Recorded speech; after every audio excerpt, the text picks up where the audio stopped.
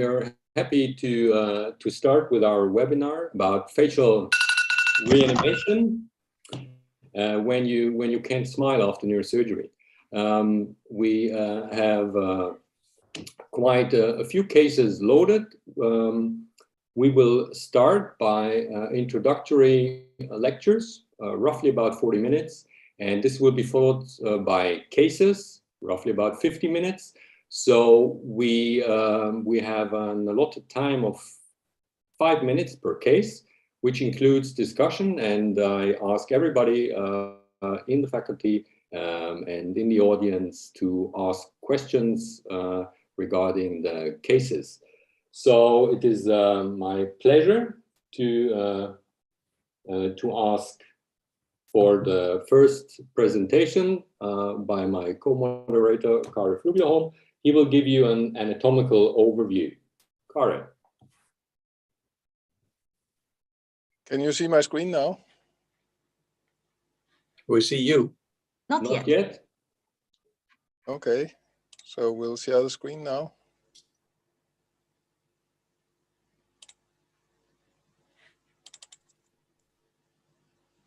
Yes. Do you see the screen? Yes. Okay, so hello everybody. Welcome to this webinar, and I'm just going to give you a short update on the anatomy of the facial nerve, just to set the anatomy side of things. When I deal with the facial nerve, I always remember what Professor Hugo Fisch said to his fellow Michael Gleason in Zurich in 1985. He said, just a few more moments of your time may save a lifetime of misery for your patient. So try and remember that. Now, looking at the anatomy of the facial nerve, it seems pretty simple. It comes out at the stylomastoid foramen, and then it branches out to the muscles of the face. But is it really that simple? Not for neurosurgeons, I'm afraid. If you look at the anatomy of the facial nerve coming from the brainstem and out, it's a much more complicated thing to look at. And I'm not going to go through this slide, but rather doing it in a more schematic fashion, looking at first the brainstem. And in the brainstem, we have the facial motor nucleus, and from that, the fibers then loop around the nucleus of the sixth nerve, and then it comes into the brainstem again, and that is a proper function of the facial nerve. That means the motor function. And looking at that, it's facial expression, as you know. Many ways you can express with your face, but you move it also when you drink and also when you eat. Indeed, you also use it when you protect your ears against loud noises, and therefore, if you do not have stapedius nerve, you will have hyperacusis. Looking at the other contributions to the facial nerve, which is through the intermedius nerve, the first contribution is from the solitary nucleus, and that is about tasting. So it's the anterior 2/3 of the tongue, and not to forget the palate. Looking at the superior salivatory nucleus, that controls the tears and also saliva from two of the glands, not the parotid gland, that comes from the glossopharyngeal nerve, and then also the nasal glands, and patients will complain about having a dry nose on the side of the palsy. The spinal nucleus of 5 will contribute with the sensory function of the outer ear canal, and therefore, if you have intermedius neuralgia, you will have ear pain or otalgia, and that will also be quite a rare situation, but you should also remember that this is part of the facial nerve. It's not only motor, it's also sensory. So looking at the whole schematic representation of the anatomy here, there are two important things I want to show you. It's the transition zone between the central myelin and the peripheral myelin. That means between oligodendrocytes and Schwann cells. It's called the Obersteiner-Redlich zone. And for the facial nerve proper, it's 2 millimeters from the brainstem, whereas from the intermedius nerve that joins the facial nerve at the pores edge, then it is only 0.3 millimeters. And it means that if you make a lesion to the facial nerve or the intermedius nerve in the cistern, you will be able to have regeneration. Whereas if you have a lesion that's at the colliculus in the floor of the fourth ventricle, you will have no regeneration whatsoever, no matter how long you wait.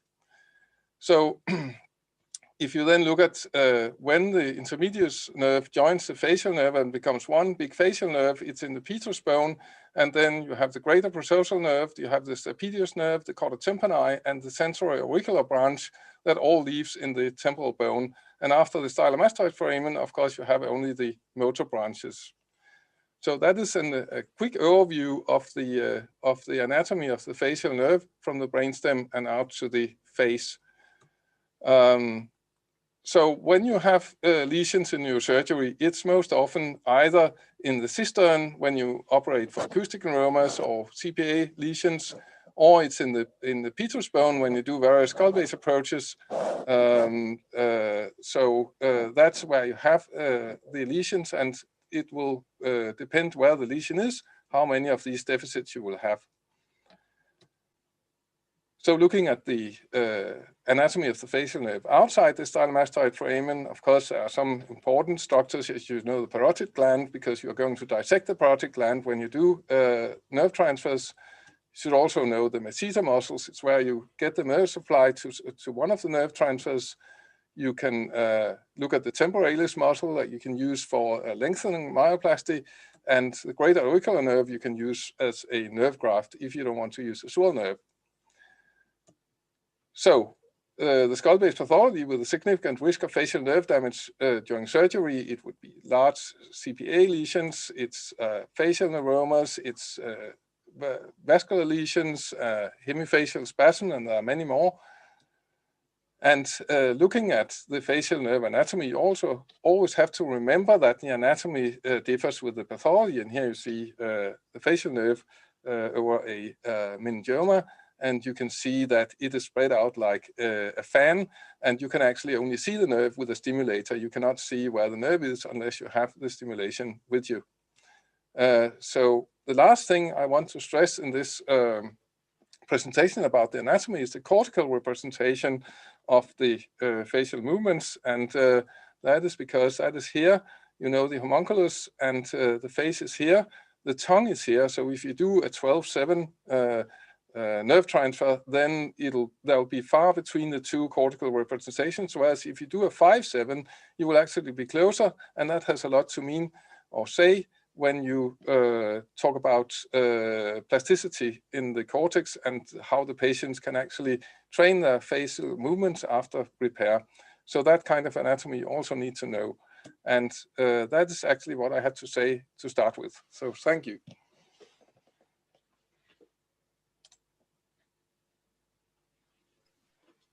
So thanks, Cor, very much. So do we already have a question in the audience? We don't, and I just ask you to also use Q&A if you have questions. So is there anything from the panelists? If not, I would suggest that I just go ahead with the next presentation. So,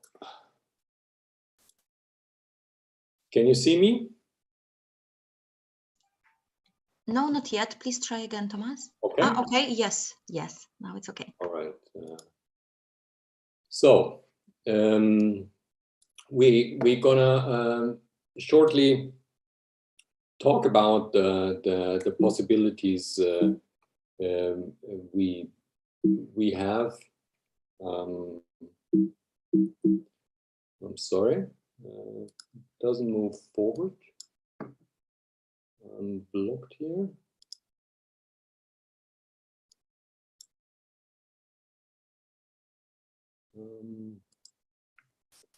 Now it works.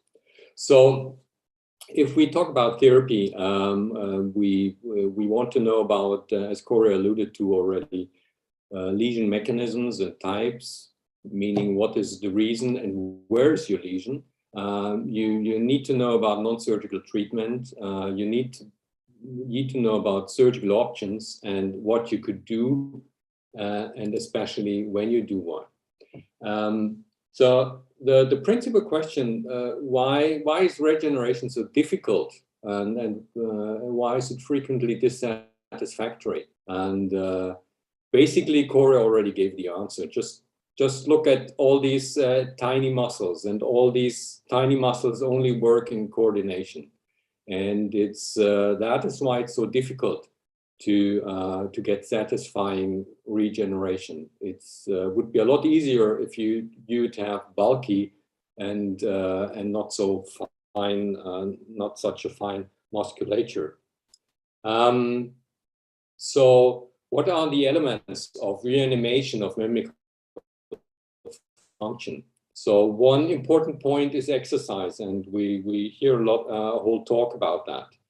And then we have primary or secondary surgical measures, and we also could divide the surgical measures in between static or dynamic. And the important questions that you want to ask yourself before you begin your treatment or you make a choice is, do you talk about a complete lesion or an incomplete lesion? Something that is frequently forgotten by neurosurgeons is very simple to answer. Is the eye protected to not risk an ulceration of your cornea? So you should have a picture of how long you wait for spontaneous recovery, and of course, what kind of surgery and when. Do you go for a nerve procedure, or do you go for a substitute procedure? And do you use static or dynamic substitute procedures, or do you combine? And all of this will be answered in the exemplary cases that we also will see. So I would recommend that you await spontaneous recovery if you know that your nerve is not transacted and you still had good answering potentials during your primary surgery, for example, your vestibular schwannoma resection. And you should find out if there is a realistic chance for spontaneous recovery. So is there functional improvement visible or measurable? And actually, you should test for both.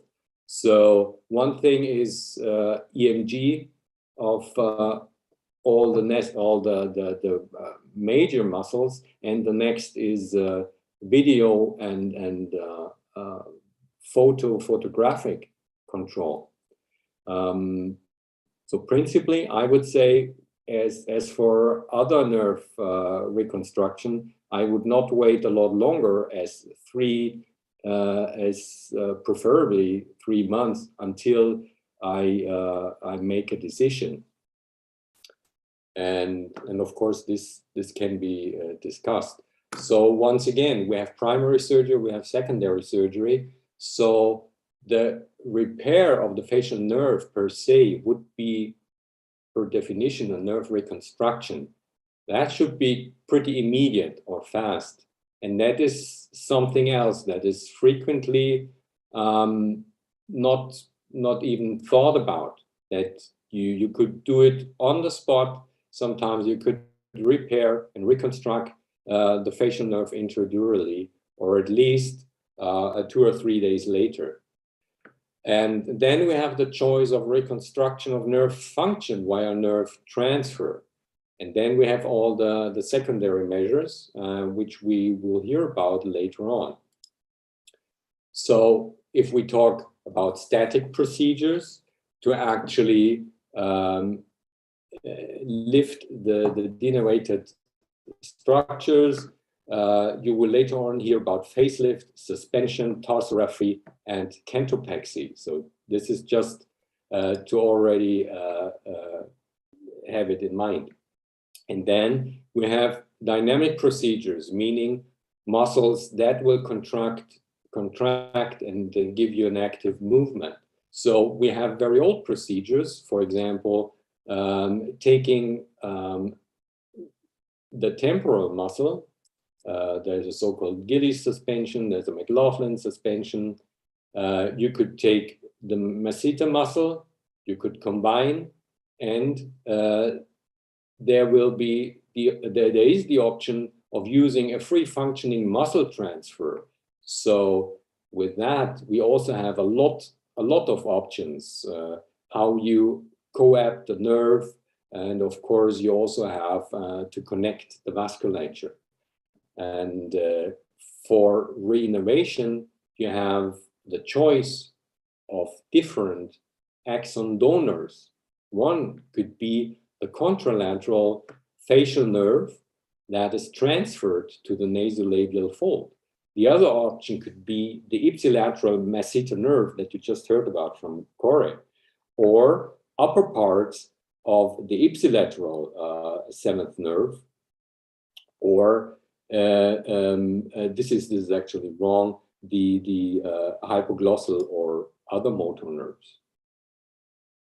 Another way to look at the damage is if you divide it by facial expressions. So you, for example, could divide it into 4 functional units: the brow complex, periorbital complex, the midface complex, and the perioral complex. And with an optimal solution, and you do not always have that, of course, you want to have improvement for all the 4 complexes. So in an acute or even subacute lesion, I think we should consider direct graft reconstruction at the CPA with a sensory nerve. So you already heard that quite local is the greater auricular nerve. There could also be the transverse cervices or the sural nerve from the leg. And then we have quite a lot of choices for nerve transfers. All of these have advantages and disadvantages, and I'm sure we hear about that later on. So a very old and often used transfer is the hypoglossal transfer. Then you have the nervus mesentericus transfer, the temporalis branch transfer, and also an accessory nerve branch. And then you have a variety of crossface techniques. This is just to show you that all of this, or most of this, is not new at all. This is the original paper from Norman Dodd from '58, where he actually reconstructed the facial nerve by an extrapetrous nerve graft. And this is 10 years later, after an injury sustained in 1945. So you see the patient at rest, smiling slightly. And of course, this does not function that nice when he tries to draw the mouth to the right. This is an example of instant graft reconstruction, intracranial, after a large tumor was resected, and it was already clear that within the CPA, the nerve is completely transected and gone with the tumor. So in principle, you have a direct graft repair. And that is the patient 5 months. So this is 5 months after that graft reconstruction you just saw. So this is not the end result. And you, of course, you see some improvement here in these complexes, and no renovation yet at the forehead. So the hypoglossal nerve is a very old player. So this is one of the first transfers transcribed by Corti in 1903. And right now, we actually see a revival, because the first results were quite bad, and most likely because the whole part of the hypoglossal was taken. So this is probably a solution nobody would use anymore. And nowadays there is a plethora of different solutions where actually just a split part of the hypoglossal nerve is used in variations, end to end, side to end. Another so-called descending branch of the hypoglossal is used. I won't go into detail. I just want to draw your attention to that very nice paper of Mariano Sokolowski from 2016, where he actually compared some of the hemihypoglossal to facial transfers to masseter to facial nerve transfer, and actually the direct hemi 12 to 7 worked best, and the one with an interposed graft was actually the worst. So Corey already showed you an anatomical picture, and those are the regions of interest, and those are the other branches we could use as axon donors. The mesenteric nerve, once again, and the deep temporal branches, because there are several temporal branches, also an anterior branch, and here the hypoglossal nerve. Another interesting paper from Mark Mahan, where he used a deep temporal nerve transfer. You see what can be achieved with that approach. There are anatomical papers that nicely depict the relevant anatomy. Sometimes it might not be that easy to find the mesenteric branch. And I think we have also cases about that. This has nothing to do with reanimation, but we have some static procedures, and one that you probably know about is the implantation of a piece of metal. It used to be gold, nowadays it's more or less platinum. And as always, the advantages and disadvantages. I won't go into detail about that. This is anyway by Kartik, and Kartik will give you a talk about that. So in the end, we also have to draw the attention to do we have an acute or subacute lesion or a chronic lesion? And maybe for a very old facial nerve deficit, we need another solution. And one of these solutions might be an FFMT, a free functional muscle transfer. And this is how the muscle can look. This is taken from an open access atlas by Gregory Borchell. This is how you can use the muscle. This I will leave out. This is with courtesy of Kartik. And as always, there are advantages and disadvantages of any procedure. And this is from the very recent literature, just to show you that actually everything, with every technique, everything is under discussion. This is an example of a free functioning muscle transfer. And so the question would be, which kind of donor nerve do you take? Do you do the procedure single versus stage? Do you use a dual innervation? Do you use multi-vector flaps? And this is just the technical parts. And there are much more aspects of facial nerve reanimation. We have the subject and topic of misrouted sprouting. We have sometimes the crocodile tear phenomenon. When it comes to treatment, it's very important to use the right treatment, and we have the following talk about that. And it's very important to look for adequate time periods. So in summary, I think you should decide within 3 months about the potential for spontaneous regeneration. If there is no transaction, if there's a transaction, there's no need to wait. And then you have the choice between nerve reconstruction, new and old nerve transfers, multiple donors. There's a trend to use donors in combination. You have cross-face techniques, and you have a whole lot of substitute procedures, including free functioning muscle transfer. And most important of all, and sometimes that is forgotten, you need to exercise a lot, and that in a proper way. So thank you very much for listening. So we'll stop with that.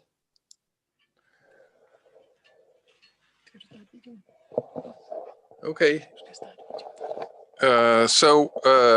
Before Mette Wolters start her presentation, I just want to introduce her. Mette is one of the consultants here at the Rigshospitalet in Copenhagen in plastic and reconstructive surgery. And Mette is actually the one and only facial reanimation surgeon in Denmark. So every case in Denmark will be referred to us. Mette and I operate together when we do various procedures, but a lot of the things Mette, of course, does on her own and with her colleagues. So please, Mette, go ahead with your presentation.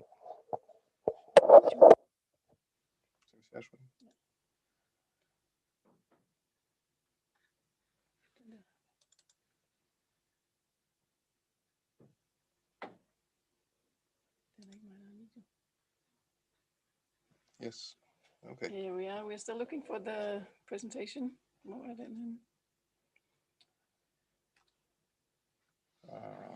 Just a second.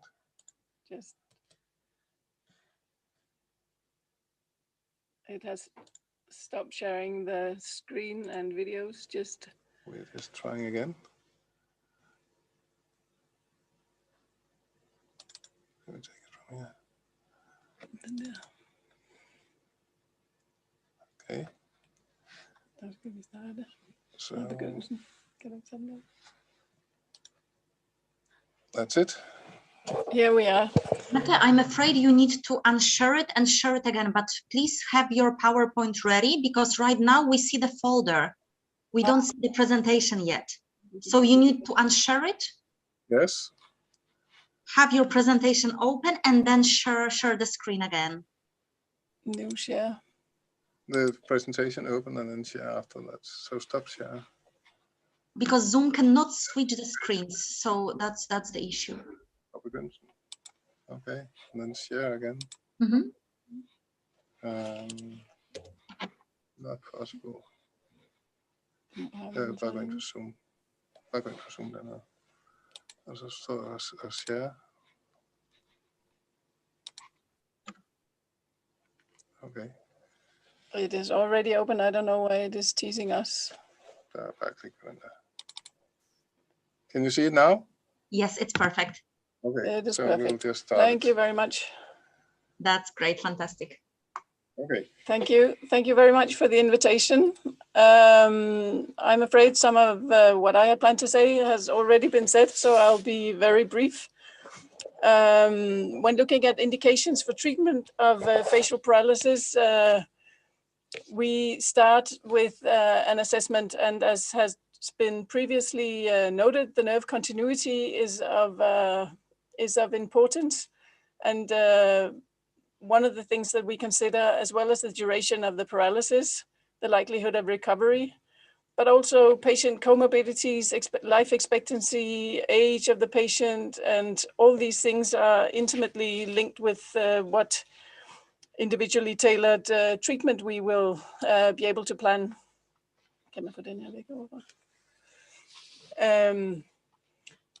So the principles will be that we try to individually tailor the treatments, and it will usually consist of both the static and dynamic procedures, as Thomas also just mentioned. If we try to manage the upper and the lower face separately in order to avoid mass movement, and if you have a choice, reanimation should obviously be achieved as soon as possible in order to maintain the functional motor units, as was also previously mentioned. The facial mimical muscles are very slight, and they don't tolerate denervation very well. So as soon as you can. Also already mentioned, if you have a section nerve, you should repair it as soon as possible, preferably at once. Because direct suture, when possible, is the single best predictor of positive outcome, and this is really something to stress. I guess we have a bit more patients up north. If we have a patient with an intact nerve with a realistic chance of recovery, we can monitor the recovery potential for upwards a year, although if nothing has happened, if you have a complete paralysis and nothing happens in 6 months, we will also intervene. We talked about the direct suture or the acute nerve injuries, and in the intermediary group is where the nerve is obviously missing, but the muscles are still in a reversible, in a state of where the damage can be reversed. I just wanted to remind you of these things. You have a normal muscle here, and the effect of denervation after less than a year, and what happens in this area between about a year and more than a year. You have irreversible damage here. There's no hope that this is going to work, even if you manage some kind of reanimation. So the choice of donor nerve has also already been covered. Our favorite is the mesenteric nerve because it is located, because of where it is located, and also because of the large number of axons. It has probably 1,300 or 1,500 axons, depending on who you ask. And formerly, there are a lot of alternatives. The accessory nerve has, again, also in plastic surgical units become increasingly popular in particularly maybe in Asia, I think. We prefer the mesenteric nerve here. And if you look at the donor side morbidity, you can find a reduction in morphometry, but there's no reduction of function when you take this away. So it is doable to use it as a donor nerve. A colleague, Shai Rosen, has these great pictures. Some will argue to use only a partial. This is supposed to be the mesenteric nerve here, coming up from the deep side of the mesenteric area and connected to the buccal branches of the facial nerve. We more often actually prefer to do the whole nerve trunk. And in order to do that, I think this picture is a bit optimistic. It is usually necessary to sacrifice the branches to the neck in order to make a direct tension-free suture in the face.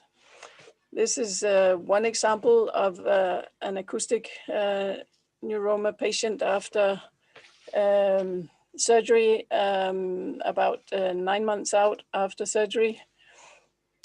And this is she after such a procedure with the whole facial nerve, the whole facial nerve trunk anastomosed to the mesenteric nerve. And so far we have not really had any patients with so much mass function that it has become a problem, but we are obviously ready to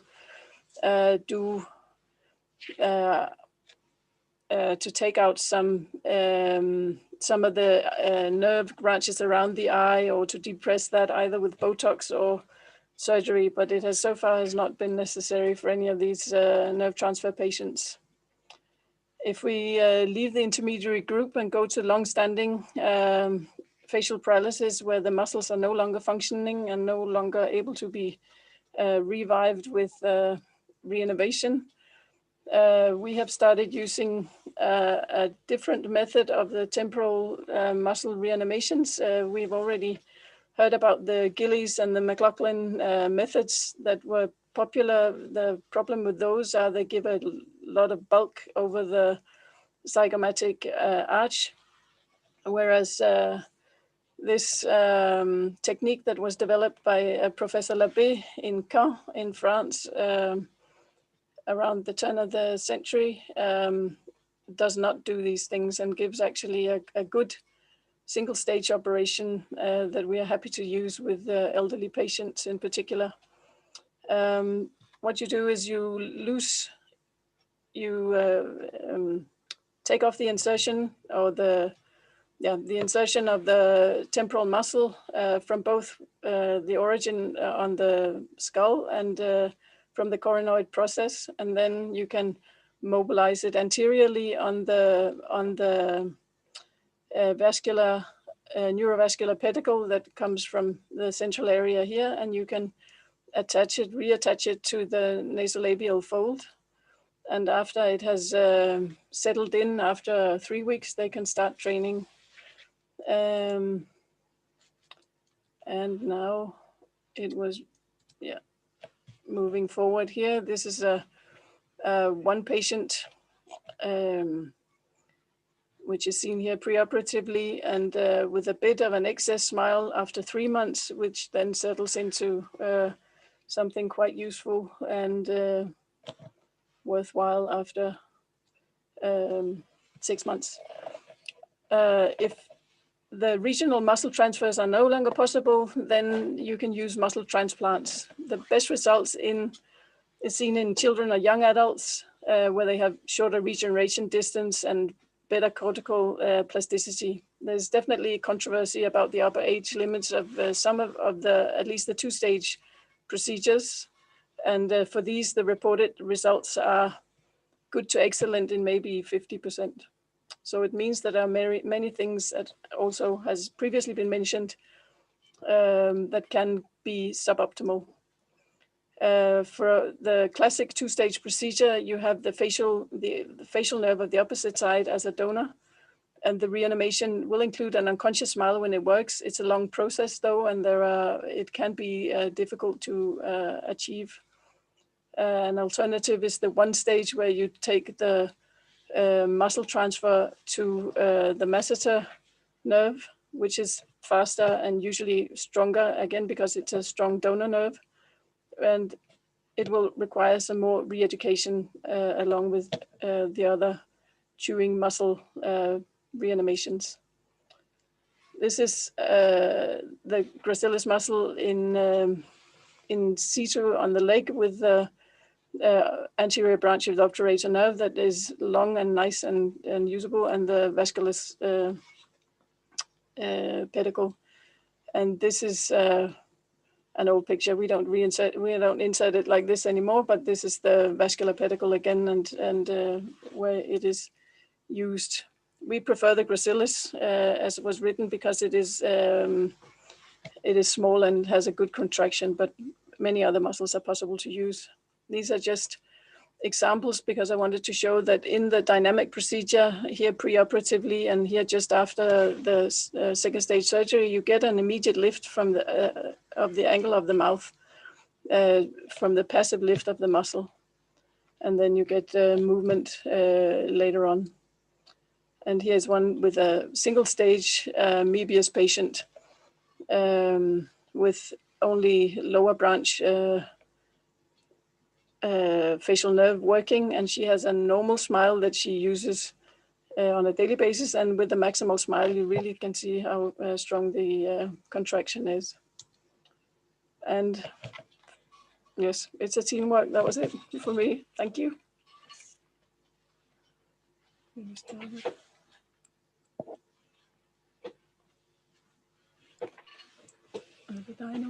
Excellent. Thank you. Thank you very much. So I think we just go on with the blocks because I assume most of the questions will be together with the cases. So it is my pleasure to introduce to you our speech and language therapist from Klagenfurt, Christina Repic, which will tell you about ways of non-surgical treatment.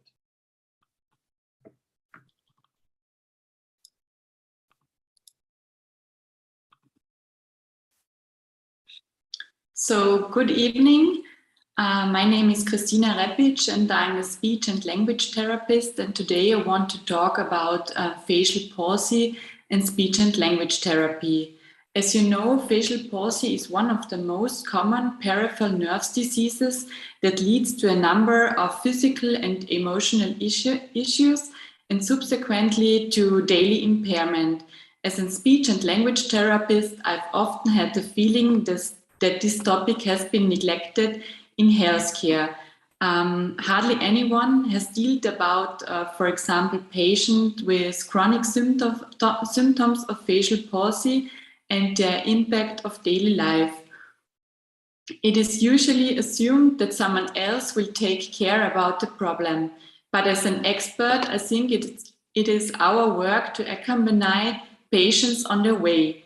This was the reason why I founded the Facial Palsy Ambulance in 2016, including the Department of Plastic Surgery and Neurosurgery in our clinic. Within the last years, the overall mindset on facial palsy has started to change. Now we know that multidisciplinary treatment brings along several advantages. This approach makes it possible to reduce the burden of those affected and increases the quality of life. This can be represented by different specific or general grading scales like FDI or FACE. To achieve optimal results, it is essential for patients to be treated by a physical therapist or speech and language therapist. The ultimate goal is to improve physical issues, this should be should happen through neuromuscular retraining. And to do so, we use the skills of motor learning processes. But what is the task of a speech and language therapist? In all cases, we typically start with counseling sessions where we explain the patients how to deal with their physical issues like eating problems or drinking problems and the problem of eye closure. We also educate the patient about the task and the physical functions of the facial nerve. We make sure that the patient understands the connection between the facial nerve and the functional connections of the nerve and the issues he's experiencing due to the facial palsy. This basic understanding is the precondition for the therapy because it helps the patient to understand the purpose of our exercises. And another important part of the speech and language therapy is the therapy. Through the therapy, we want to improve following issues, like the facial expressions. We want to improve eyelid closure, eating and drinking. We also want to reduce facial pain and have an impact on spasms or synkinesias. Based on our practical work and scientific data, we know that the average interval of the first and the last visitation in the clinic is about 1 year or 1 year and 9 months. So before I want to talk about the treatment strategies, I want to talk about the optimal moment for speech and language therapy. Unfortunately, I cannot give you a straight answer to this because you cannot generalize it. Overall, it depends on the type and the cause of facial palsy, and it always has to be decided on a case-by-case basis. But all in all, I recommend that speech and language therapy should start, for example, at an idiopathic facial palsy or by a viral or inflammatory cause of facial palsy 2 or 3 weeks after the onset, and after the drug-based therapy, because we don't want to sprinkle any inflammatory diseases over all the structured tissues. If a patient has a iatrogenic facial palsy, you can start immediately after the damage, and you can also plan functional electric stimulation if there is no malignity. If you want to know more about facial palsy, I will recommend you the book Functional Electric Stimulation in Neurorehabilitation, which will be available soon. And there I wrote an article about functional electric stimulation and facial palsy. If a patient has a chronic facial palsy, you can also start immediately and try to make functional electric stimulation, because we know that this can have an impact on the tissue. And if there was a reanimation operation, speech and language therapy should also start 1 week after the sutura removal. And you can also plan functional electric stimulation in some cases after 4 or 6 weeks after the operation. And now I want to talk about the therapeutic elements of the speech and language therapy. Usually we talk about 4 conscious phases of treatment.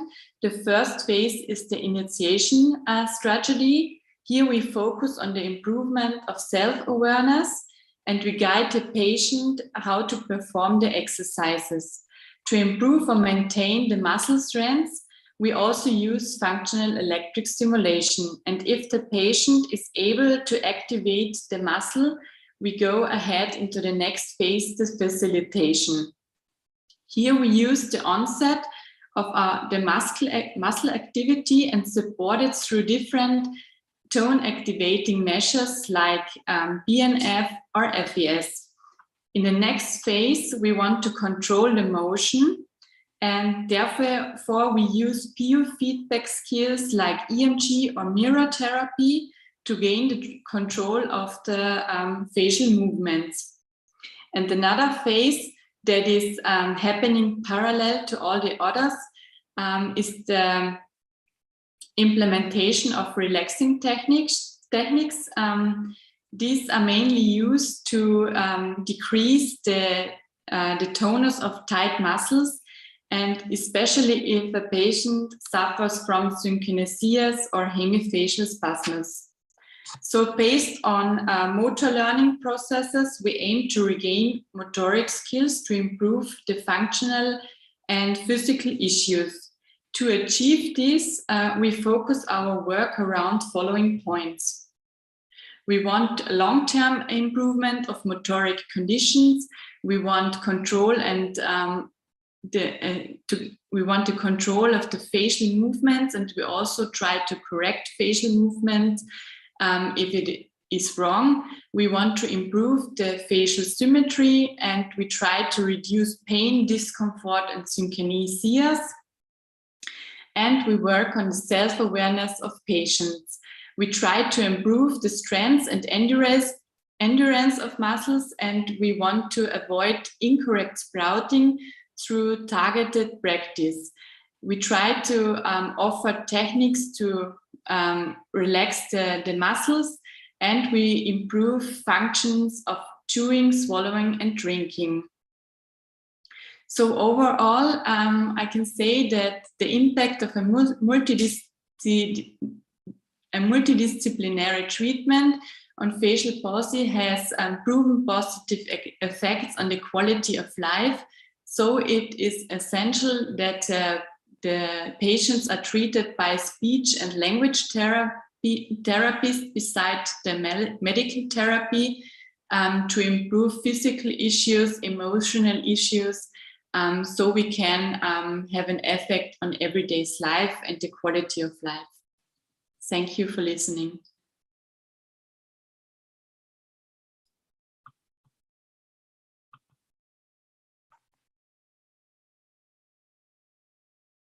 So thank you very much, Christina. think we now have a pretty good base for the following cases. So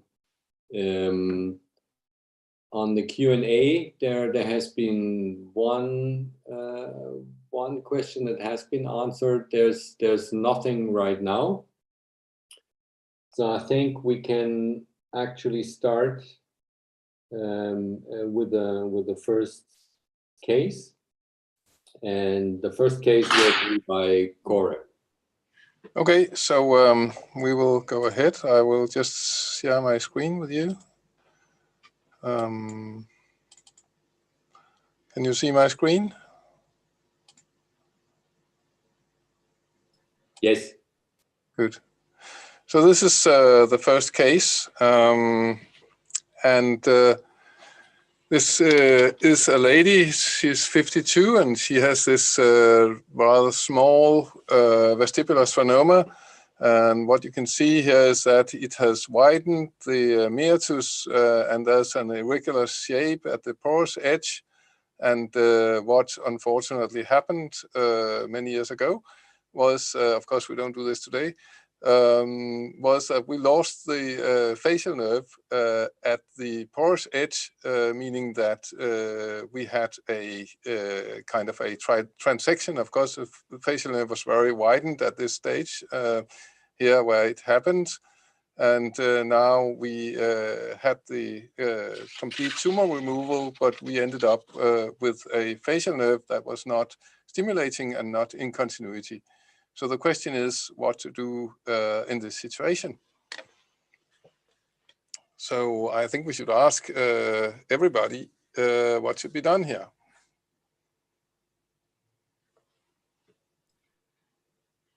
So anybody in the audience who has the answer, you can write it on the Q&A.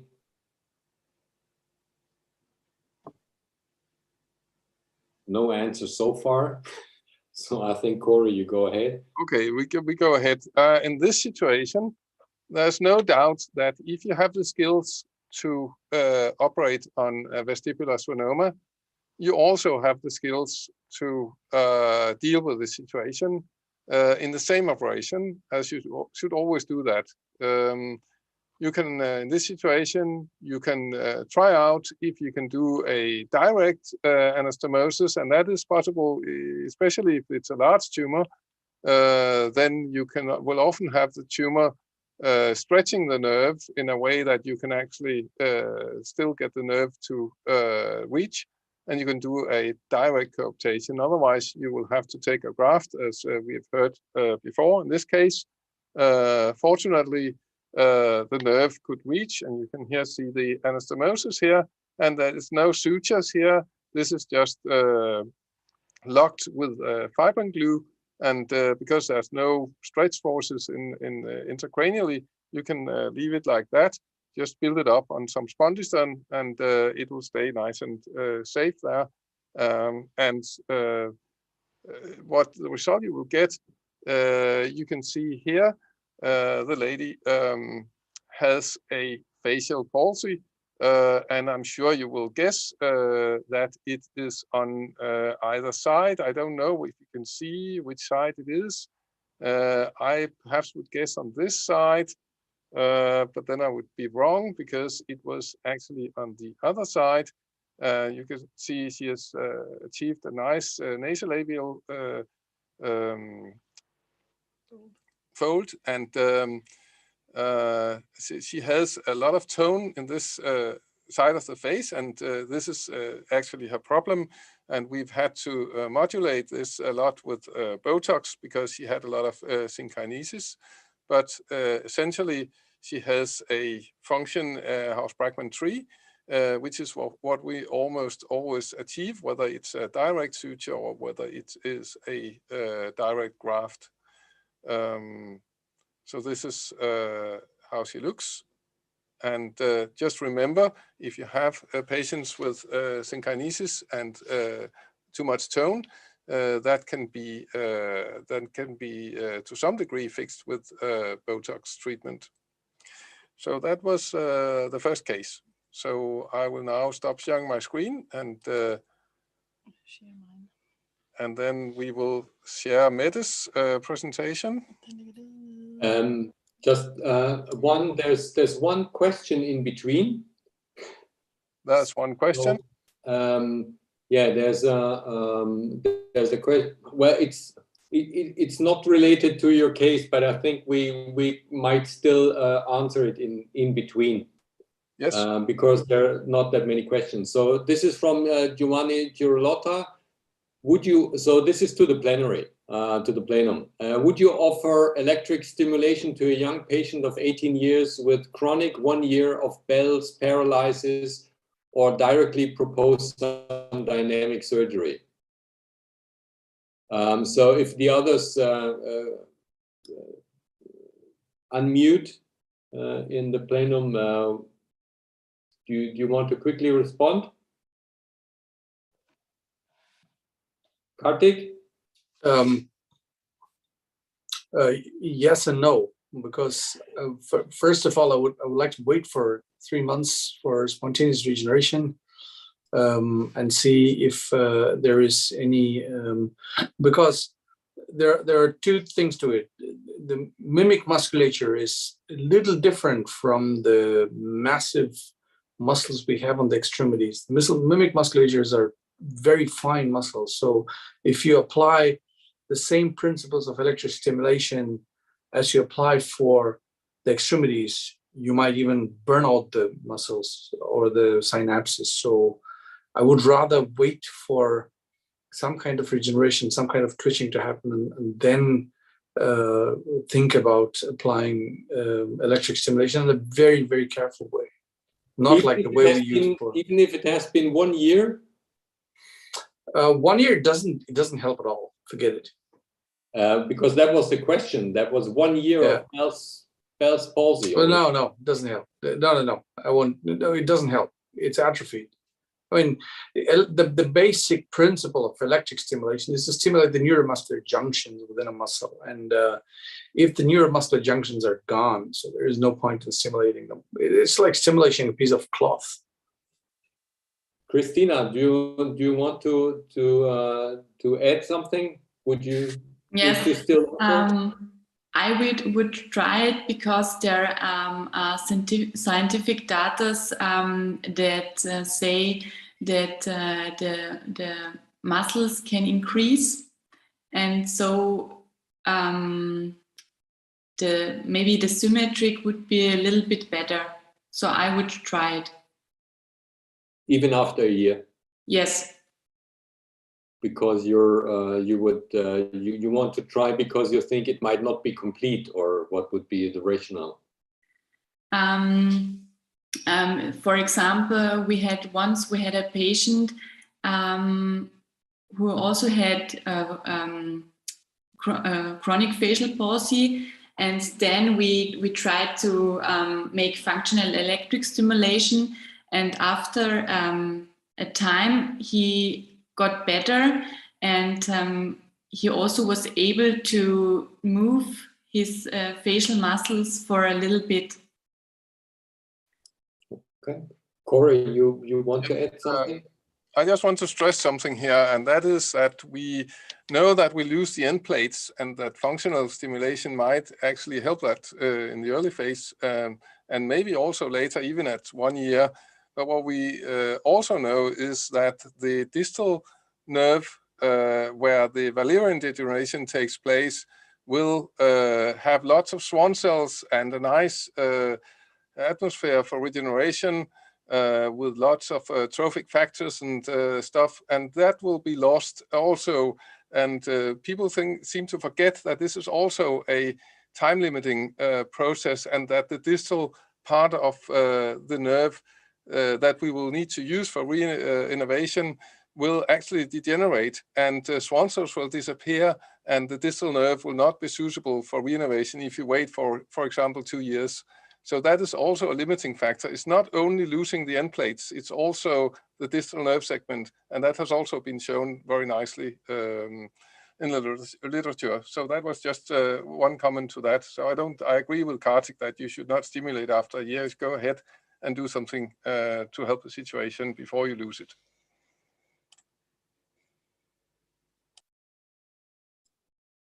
Okay, shall we go on with Metta's case? Yes.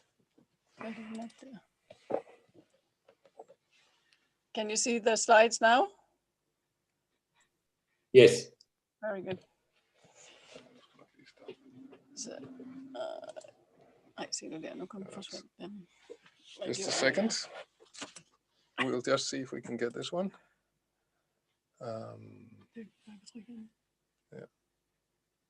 2 seconds. I think we have it. Here we are. I brought a case with a patient that was referred about a year after operation for a residual acoustic neuroma. He was a 74-year-old male. He tried all sorts of things, lasers and acupuncture and training, self-training, which did not affect anything. So he had a Haus-Brackmann 6 on his left side.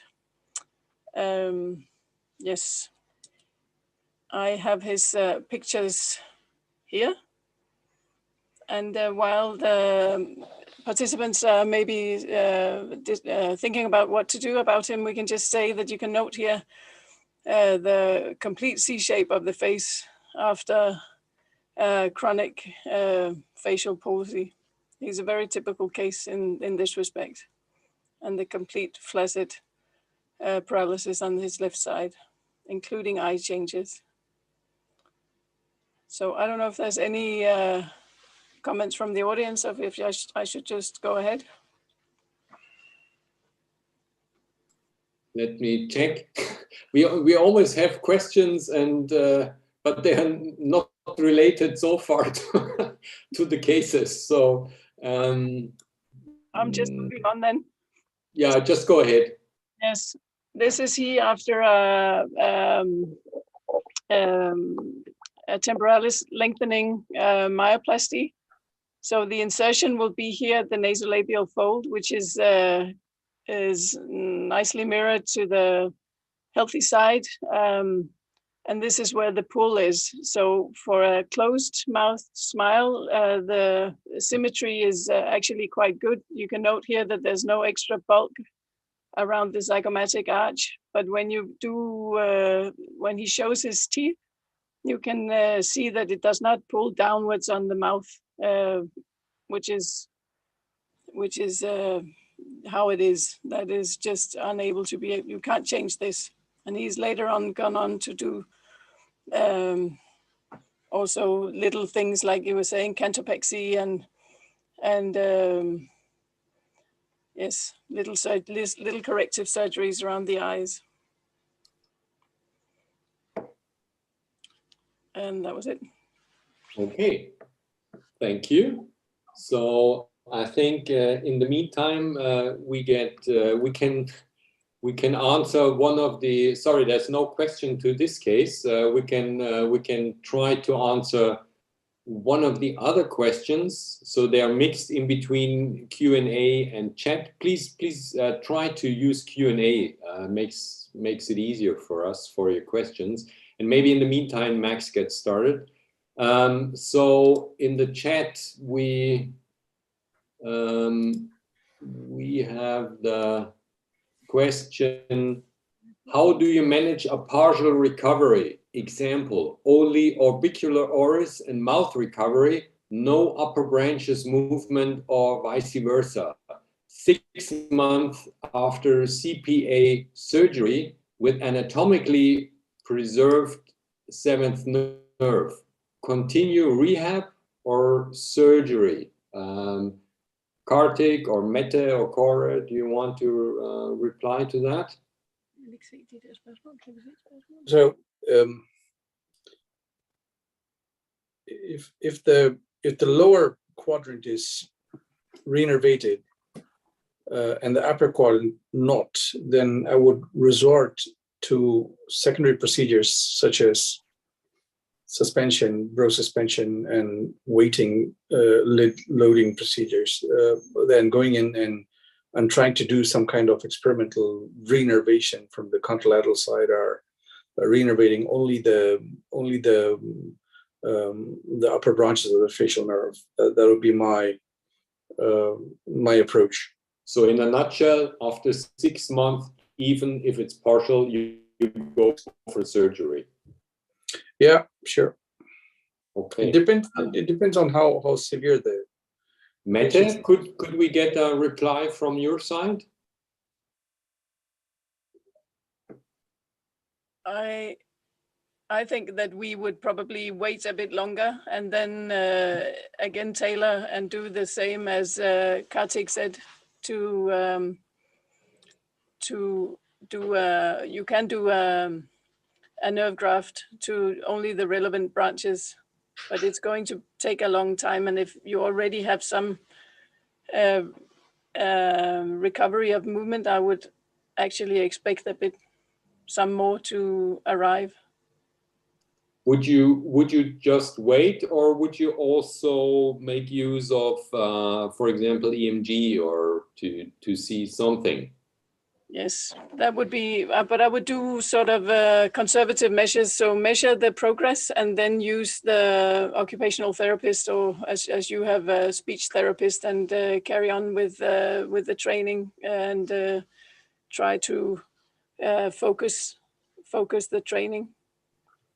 But I would be prepared to wait if it's only 6 months after and you already have seen good reinnervation to the other half of the face. I would wait for more. Okay. So we got case number 3, Maximilian Neuwirth. So can you see the screen? Yes. You can see it? Perfectly well, yes. Okay, fine. So hi everybody, my name is Max from Austria. I'm part of the interdisciplinary facial paralysis team in Klagenfurt in Austria. And I am proud to present the next case. My case is a 24-year-old male patient who visited my outpatient clinic, or our outpatient clinic, 1 year after he had a vestibular schwannoma surgery. During the surgery, the neurosurgeon told me that the schwannoma was so big that they could not save the facial nerve and had to dissect it, and they tried to interpose it with a small nerve graft. Unfortunately, this patient came after 1 year, and the electrophysiological checkups, and also our speech therapist, Kristina Repic, saw not really good signs of regeneration. So we asked ourselves what to do and how we could do something without disturbing a possible effect in the future of this nerve graft. So we thought maybe we will not disturb the nerve on this side and do a free gracilis transfer for the mouth, because this was his biggest issue. So together with the patient and our group, we defined 2 reconstructive targets. The first was the mouth. I think the mouth is always the biggest stigma for all facial paralysis patients, not the physical ability its own to have some oral competence and some speech, but also the emotional fact. It makes this like a important psychological factor, the interact. And the second problem was his eye. He had this leg of thalmus, as you see on the lower picture. So he asked us to also check if we can do something there. So we settled up our surgical plan, and we thought we will do a 2-stage facial reanimation. We wanted to do a dynamic smile reanimation in 2 stages. We always do it in 2 stages. Stage 1, classic cross-face nerve grafting from the contralateral side, and stage 2, a free functional muscle transfer. We use most of the times the gracilis. The eye closure, we tried some cases, to be honest, with a split gracilis, but in my personal opinion, I have not such a big experience than Mette and you, but the results are quite unpredictable, and I'm quite happy with these platinum white implants on the upper lid for eye closure. So we did in the first stage the classic cross-face nerve grafting. After all these good dogs, excellent dogs, I think I can skip that. On the right side, you see the patient with the nerve graft already in situ under the facelift incision. And then on the second stage, we used a gracilis graft, which you see here, was already explained by the others, so I skipped this as well. So this is a quite earlier post-op picture.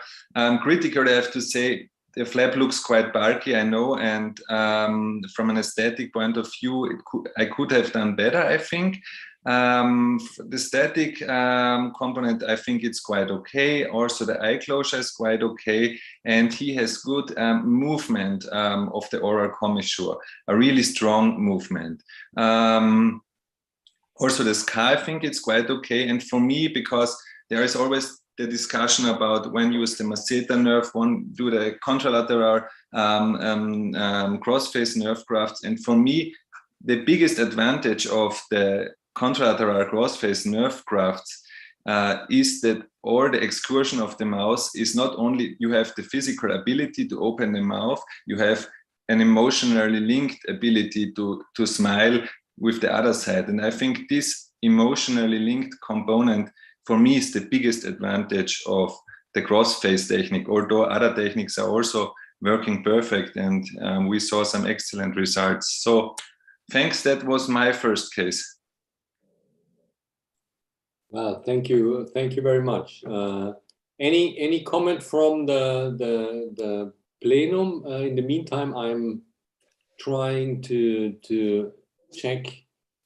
I just wanted to tell that this patient, this is not the final result now. So because we are not happy as aesthetic surgeons as well, we are not happy with the bulk, and we will do a small debulking. I think it's always dangerous to debulk these muscles, but I think we could do it a little bit on the origin, because the origin in this case was quite high, I remember, and we will do some smaller facelift. But from a critical point of view, that's a little bit too bulky, I think. Any more comments? Okay, Kartik? Yes, if I may comment on the bulk of the muscle, I also had this problem in my early experience. So I tried to split the gracilis to adapt to the face of the patient, and also the second thing is you should remember that the face itself does not have lymph nodes; it has only lymph vessels. So there is going to be a considerable lymphedema if you use big incisions. That is why the use of the retractor integrated endoscope, which we had developed several years ago, has enormously helped me in reducing this kind of bulky face after the surgery. So first, decrease the size of the muscle itself, and second, use minimally invasive techniques and very fine operating technique to decrease any kind of swelling that might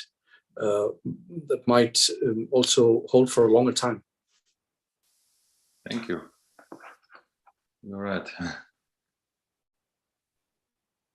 Okay.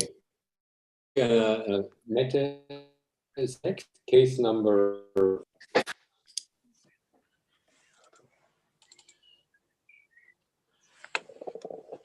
Then can you see the screen? Yes. Can you see the screen now? Here we are. So this is a lady, late 50s, with gradual onset of facial palsy over 2 years. When she had, when the paralysis was complete, she was then diagnosed with an acoustic neuroma and operated. And during the surgery, the facial nerve could be stimulated but postoperatively, again, the left side was paralyzed. So we have a nerve that has been suffering for more than 2 years. And then, because it was possible to stimulate during surgery, she was referred after, I think, 9 months. And so this was what she looked like after 9 months, with a complete House-Brackmann 5 or 6 facial palsy on the left side. And are we waiting for suggestions to treatment, or we just carry on? Let me check. Any suggestions? Please feel free to write something or type something in Q&A. Very shy audience. Max, what would be your suggestion? That is putting him on the spot. Okay, I think you just We can carry on. Max, anything? Sorry, I have some technical problems. Now we can hear you.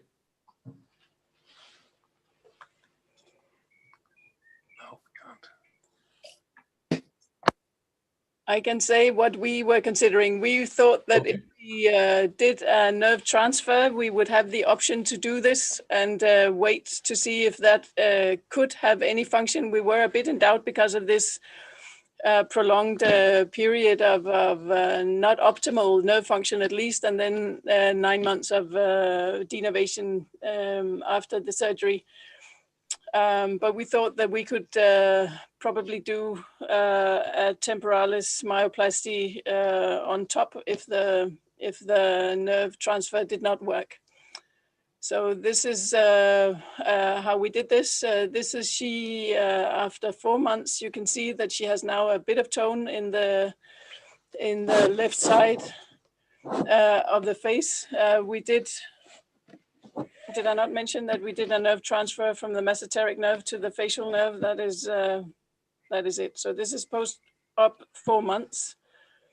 And again, at rest here on the left side, and in a small smile and a larger smile at 10 months post-operative. And she gets actually a quite impressive amount of activation of the lower lid, and also a movement upwards of the cheek, which is also a part of the smile. The smile is not only how much does the corner of the mouth move, it is the whole cheek that is part of the smile.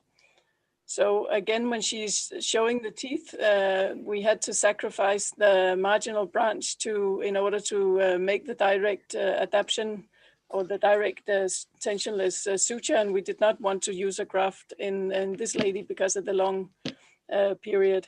We prefer to do the direct suture in any case.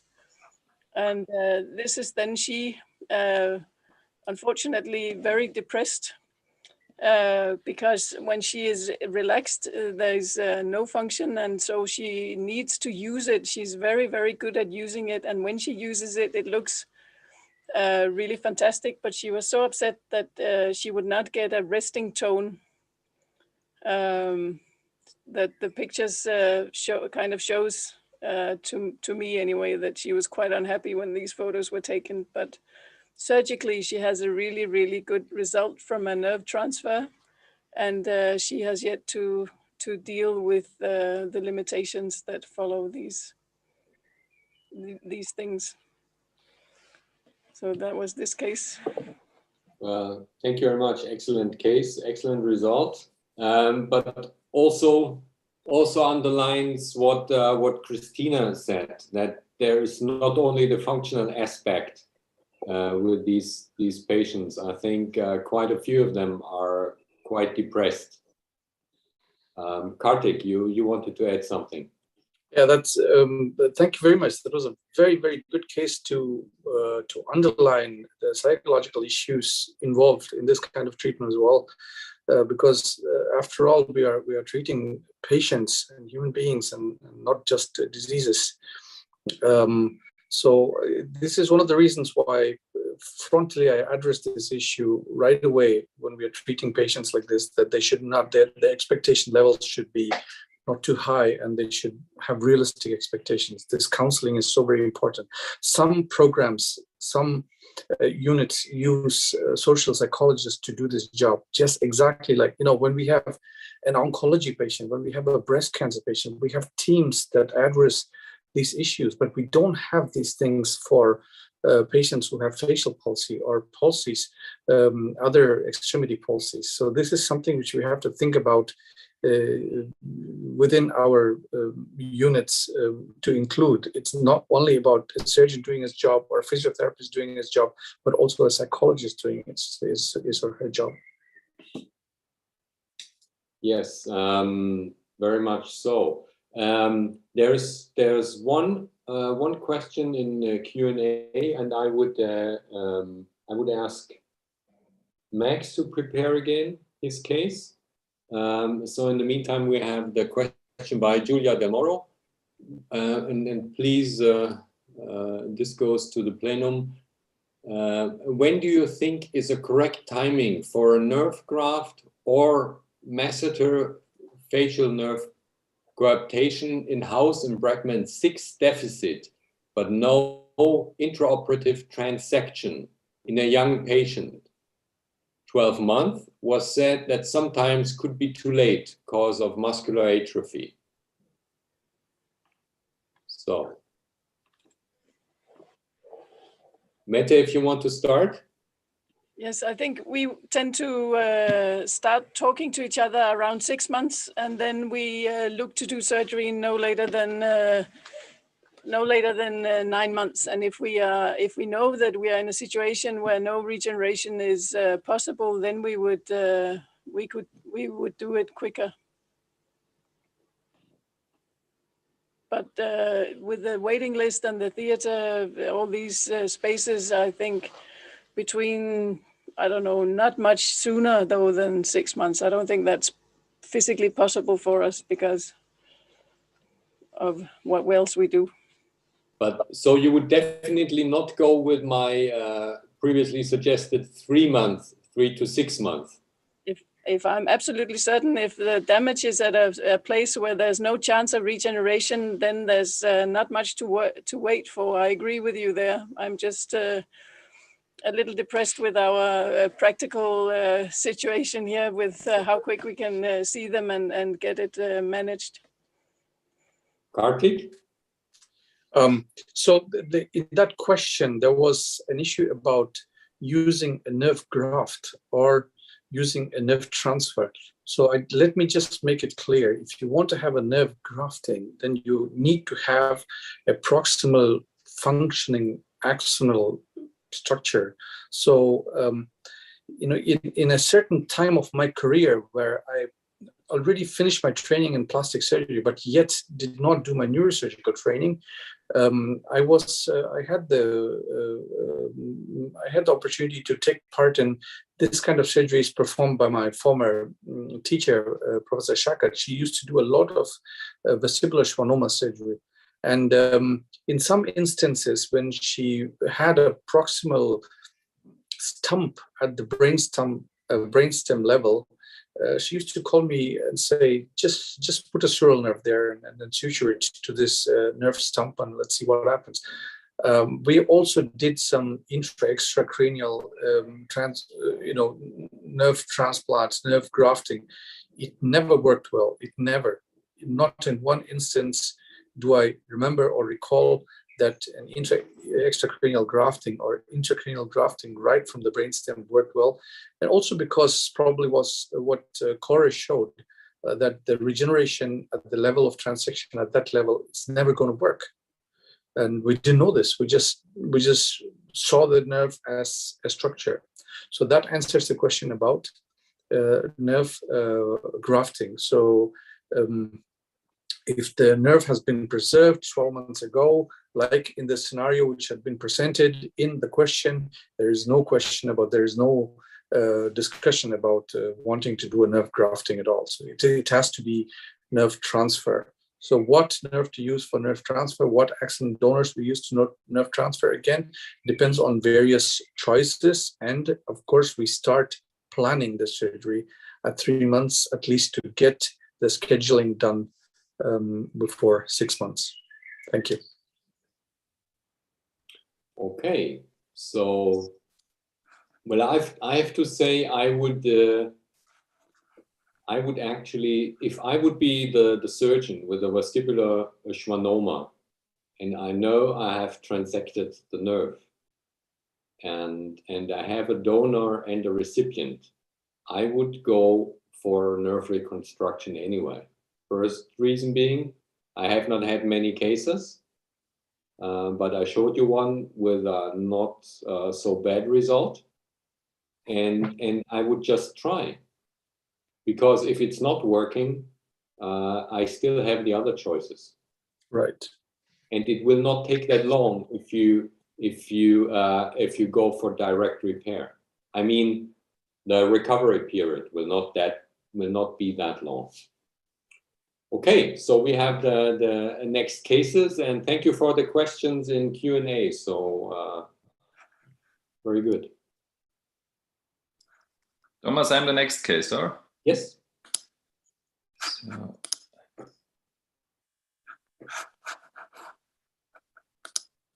Can you see it? Okay. Yes, it's good. So first, sorry, I had some technical problems. Congrats, Mette, on this excellent result.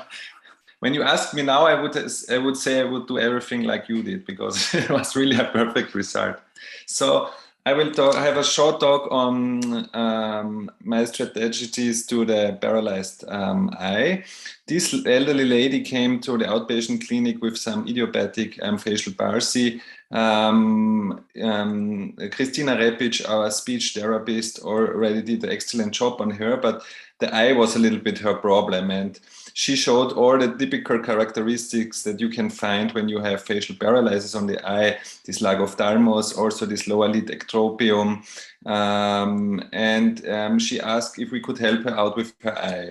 So we set up the reconstructive targets, and we had 2 targets for surgery, the upper eyelid, because the upper eyelid paralysis leads to corneal dryness and to exposure to pain and can lead to ulceration, and also the lower eyelid paralysis, which causes epiphoria due to the poor tear drainage, but also causes some ectropium with corneal exposure again. So my targets were the upper lid and the lower lid.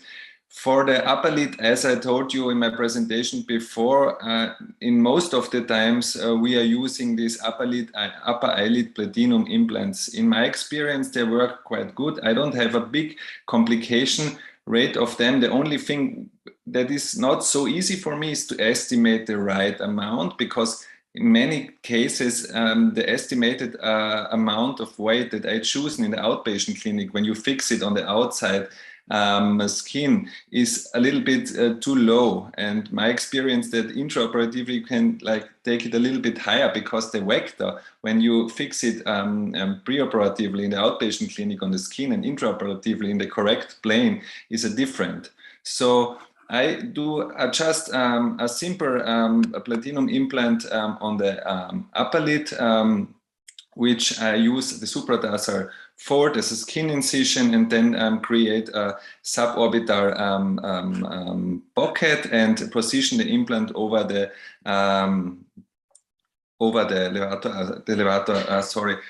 tarsus.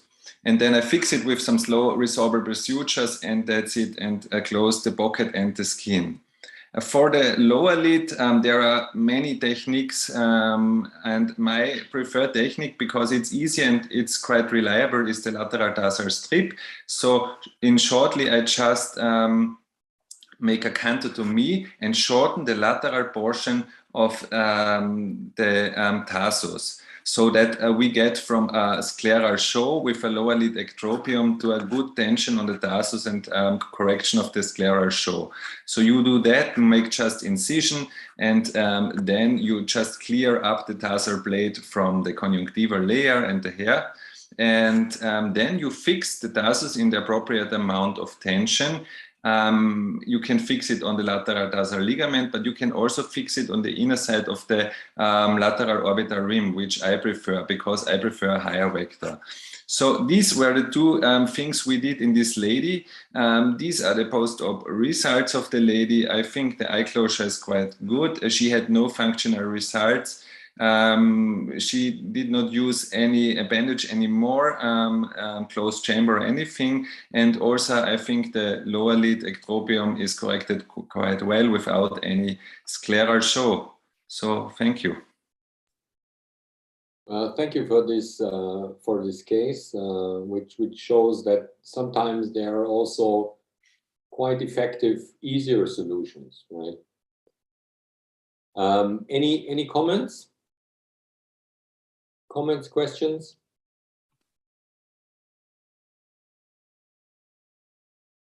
Mette, your hand is still on. Do you have a question, or is that? Yes, I left it from the last time, but I have another question or a comment, or just how long post-operative were you? How long follow-up did you have on this lady? On this lady, the latest pictures I think was 2 years post-operative. It's not post-operative, it's idiopathic, but post-operative for my last correction. Yes, yes.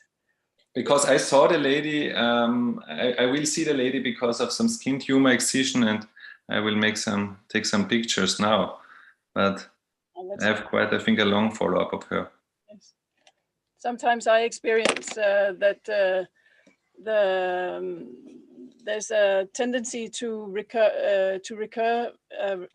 There's a tendency for the ectropion to recur when you have no muscular tone to the face. So if you have in the really elderly with really lax skin, there's it often recurs.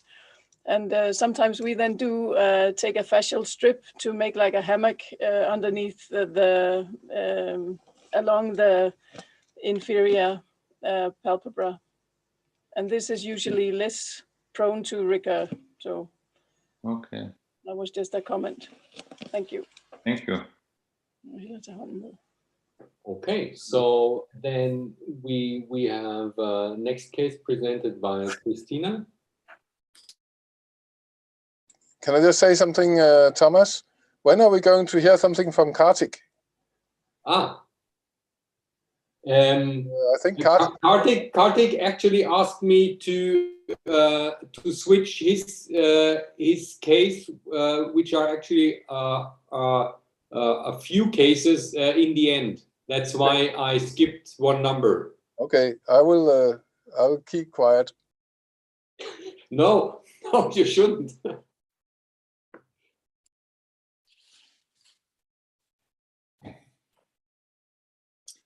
So now I want to show you 4 different cases of multidisciplinary treatment with the focus on speech and language therapy. So the first patient is a 35-year-old female patient. She had a traumatic brain injury after a riding accident. She had a temporal bone fracture, including the pyramidal shape of both sides and several facial fractures. She got a craniotomy and a repositioning of fractures. And after the accident, she had a peripheral facial palsy. And the therapy, the accident was in April 2020. And therapy started 10 days after the accident. So here is a picture from the patient during the hospital before she went to rehabilitation. So you see here she has a problem with eye closure. She has a complete peripheral facial palsy on the left side, and this is the picture, or these are the pictures after the rehabilitation and the cranioplasty in August 2020. So you see here there's still an incomplete peripheral facial palsy. She has a reduced facial expression, asymmetry in calm and during motion.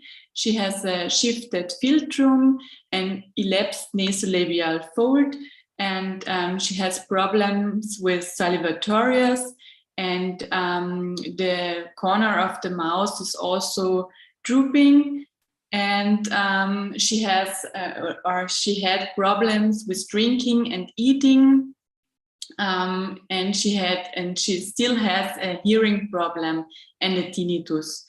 And the elements of speech and language therapy had been lymphatic drainage, scar massage, active exercises, tone activating techniques to support the muscle activity, and biofeedback training.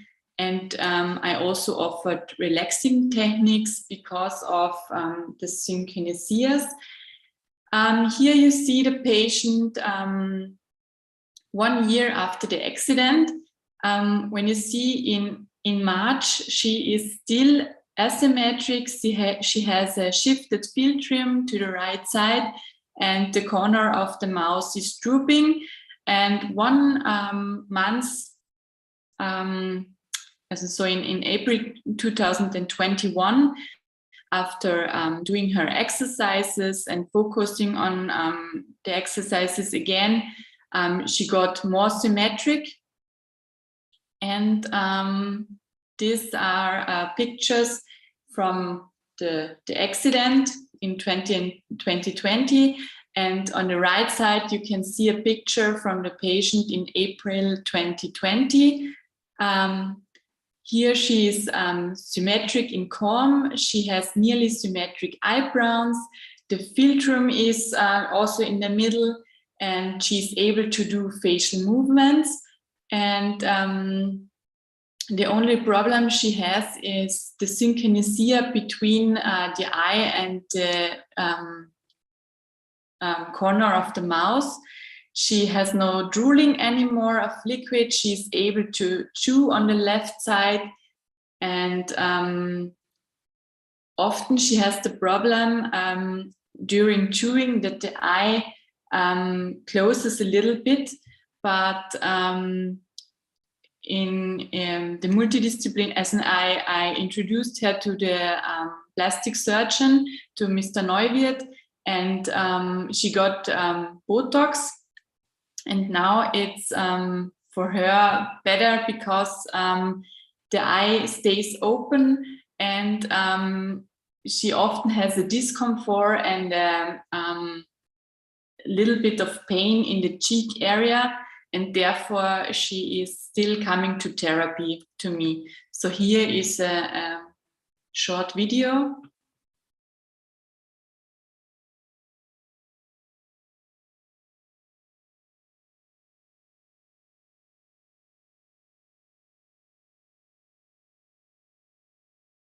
So you see that the area of the mouth works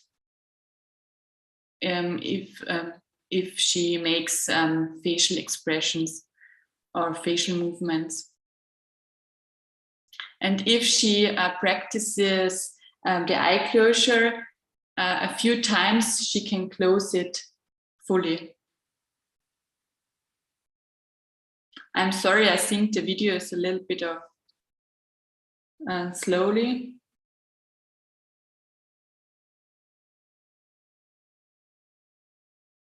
So this is a patient where we didn't need any operation, but she got Botox.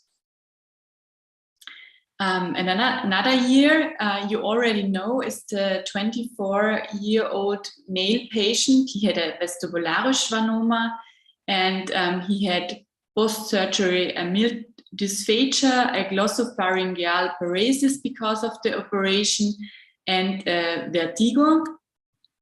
This is the patient after the vestibularis operation, and he has a peripheral facial palsy on the right side. And we started with therapy a few days after the first operation, and then he went to rehabilitation. He had problems with chewing.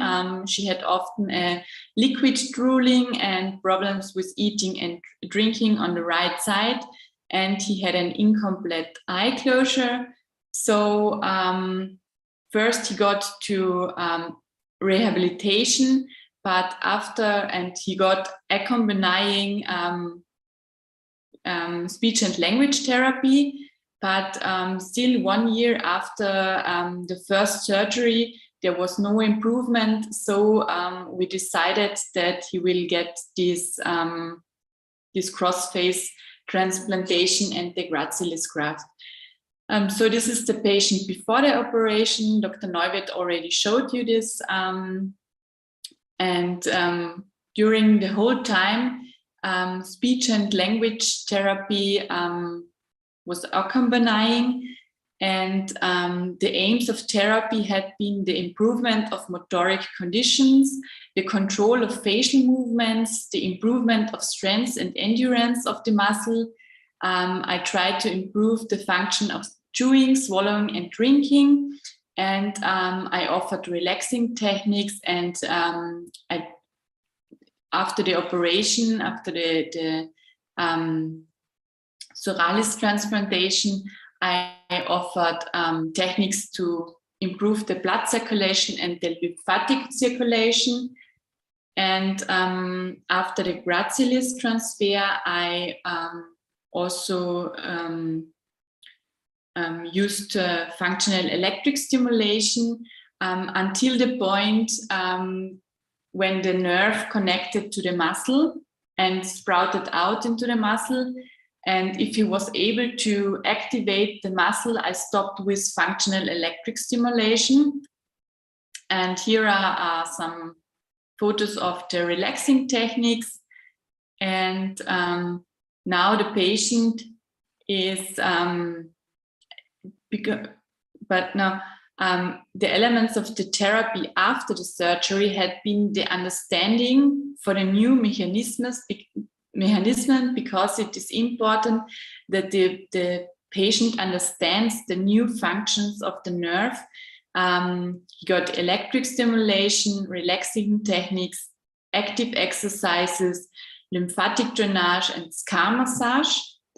And here you see a video where he was able to activate the muscles, I think 3 months after the gracilis transfer.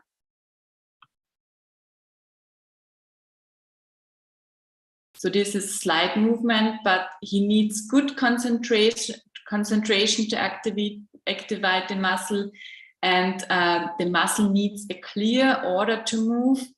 And after a few repetitions, the muscle tires, so he needs to make a break. Okay. So the physical issues after the two-stage dynamic operation had been that the patient was able to control the muscle activity. The aim was to strengthen the muscle, and now I think the operation was very good, because now you see a slight natural facial movement during conservation, and smiling. And he has no problems with eating and drinking, and the symmetry is better. But also Dr. Neuwirth told you that he will make a mid-facelift. So another patient is a patient who had an idiopathic facial palsy. He is 50 years old, and she came to me 5 months after the onset of the disease. He is asymmetric at rest. He had a scleral jaw, a hanging eyebrow, a droopy corner of the mouth, and the ellipsed nasolabial fold. And the facial palsy was about House-Brackmann scale 5. He wasn't able to move the muscles. he had problems with eating and drinking, and also during speaking, the muscle tired, and he had problems to talk for a long time, and he had some tension and pain in the affected side. So the therapy start was nearly a half year after the onset of the therapy. And yes, the goals of therapy had been to improve the self-awareness.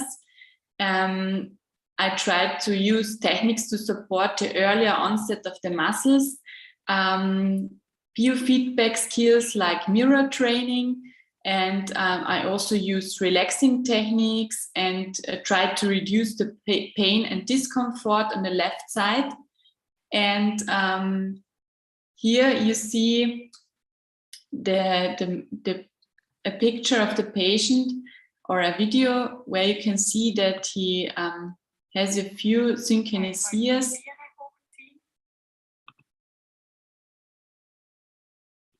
But he's quite happy that he didn't need an operation. And for the synkinesias, he got Botox.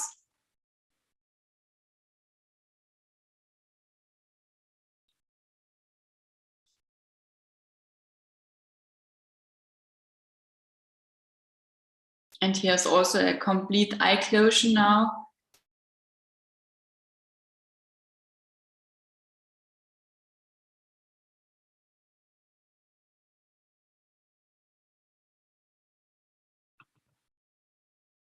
So here you can see the picture of 2020, and here a picture of 2 years later, in 2022. Here you can see that the patient is more symmetric, and he has facial movement. Do I have still time to do two further cases, or? I don't understand you. I think not two other cases. We are quite over time. So if you just have a quick different case, just a picture, yes. Maybe. One would be important. So this is a patient where we where a temporalis transfer was made. He had a vestibularis schwannoma, and he had also problems, all the physical issues, and he got a titanium palate. And the advantage of the temporalis transposition is that within 3 months you can see the full activity. But the disadvantage often is that due to the improper use of the muscle, it is essential that the speech and language therapist works with the patient to reduce the pain and discomfort.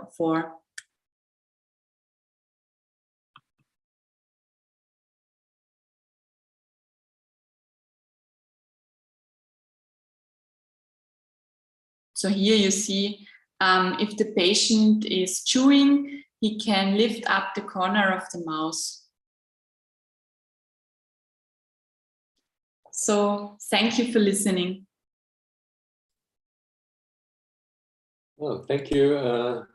Thank you very much. So I think we directly go on, and then in the end we can do a short Q&A. So next will be Copenhagen, and Kartik, as wished, is the last one, correct?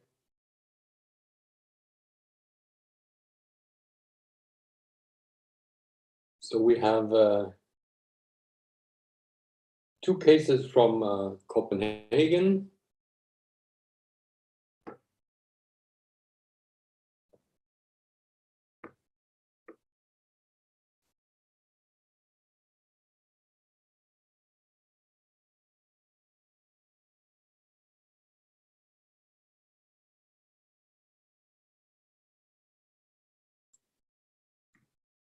Mette, you're still mute. We are still here. We're still here. We will be with you. 2 seconds. Så siger vi share, hvor det er. So we'll share the screen now. Here we are.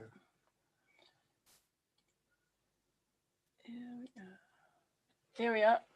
So we had a young, a 26-year-old female who had a debut with right facial paralysis, spontaneous, after the following year. It improved until near normal.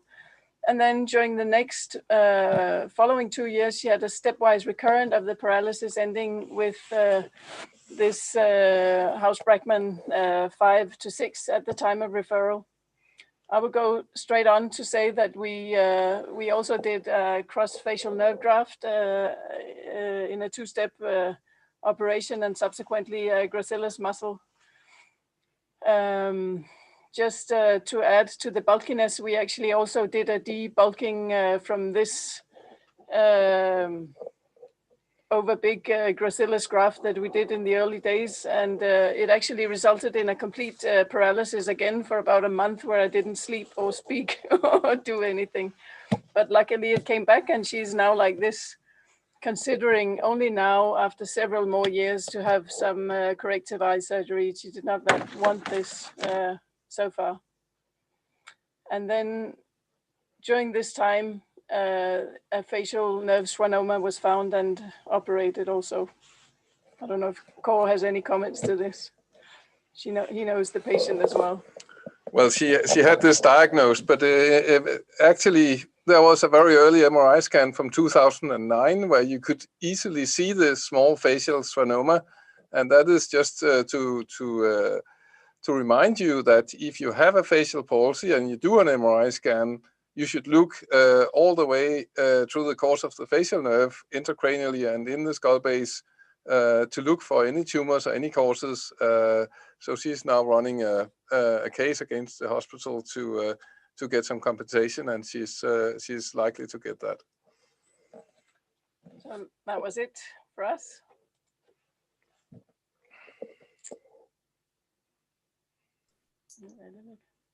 So there are no 2 cases from Copenhagen.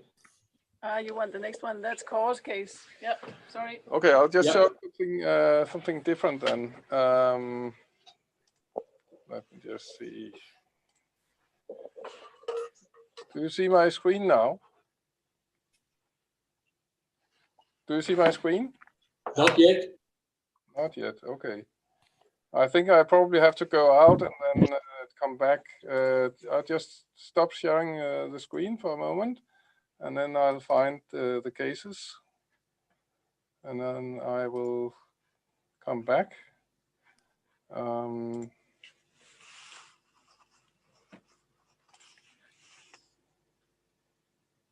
And now I will share again. Can you see it now? Yes. Okay. So this is case number 1. This was the first case, yes. I'm just going to take to go through this, and we are just going to skip case 2, as this was just a graft, and we'll go to case 3, which is this giant vestibular schwannoma patient, a young man of 26 years old, and he already had a facial palsy at the time of the surgery. And during the operation, we could not stimulate the facial nerve at any stage, not even when we got to it in the fallopian canal. So there was no ways of we could get control of the facial nerve. Just tried to preserve it, and we thought we preserved it. We left kind of a bit of tumor, and then we waited for 9 months. This was the 6 months post-op. We waited for 9 months, and then when there was no function at all, we decided to remove the whole tumor. We could not find the facial on the brainstem, and then we decided to, in the same procedure, to do a 12/7 anastomosis with a sural nerve graft. There are 2 ways you can do a 12/7. Either you can use a sural nerve graft without mobilizing the facial nerve from the fallopian canal, and insert it end to side in the hypoglossal nerve, or you can mobilize it from the fallopian canal and turn it down. And quite often you can get it to reach, but not always. So sometimes you still have to use a nerve graft. And this is a young man. This is 2 years after the anastomosis. And you see here the video. He is moving his tongue now. Asked to move his tongue. So he's moving the left side of his face. Now he's relaxing. He's removing again. He's closing his eye now. Yes, you can see it's not quite, but when he moves his tongue at the same time, then he will close the eye. And at rest, he's actually quite symmetric, and this is what we regard as a reasonable result in this situation. He has no recurrence of his acoustic neuroma, and that was it from us. So thank you. Well, thank you very much. You can see the tongue is impressive case. Okay. If I might add, this is I think this is much more than reasonable. the result. Kartik is going to round it up with a potpourri. First of all, I'm totally overwhelmed by the fantastic cases that have been presented today, and I would like to commend and also underline the importance of the work of the physiotherapists. And I find it extremely good that you included your physiotherapist in this meeting. So I'm just going to repeat whatever was said so far, and I'm just going to just a moment. I need some. I'm going to share my screen.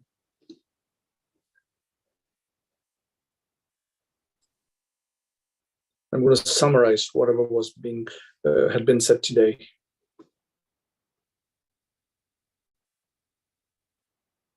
So I just want a short feedback that everybody could see my screen. Yes, your screen is on. Oh my God, where's? All right, so we will talk about an algorithm of facial reanimation. And thank you very much for putting this meeting together. There are no conflicts of interest. The skeletal muscles affect volitional soft tissue movement. You know, in the face, actually, if you just take the silhouette, you just can't recognize if there is a facial palsy or not, because it is a movement of the soft tissue. It is not a movement of joints. So the mimic musculature are striped skeletal muscles, move soft tissue.